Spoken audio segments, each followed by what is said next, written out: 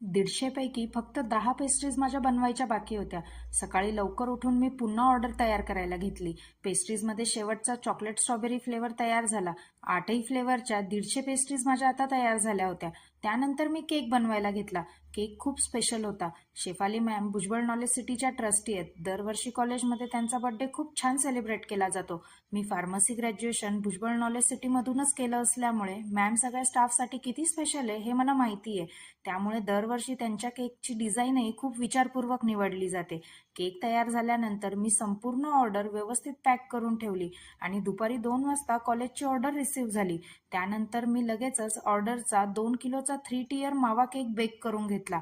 सोबतच आज photo print केकची ऑर्डर होती. काउंटरसाठीचेही केक तयार करून घेतले. सगळी कामं संपवायला संध्याकाळचे 7 वाजले. खूप थकवा आला होता, पण आईस्क्रीमचा सीझन सुरू झाला असल्यामुळे रात्री 11 वाजेपर्यंत काउंटरवर कस्टमर सुरू होते.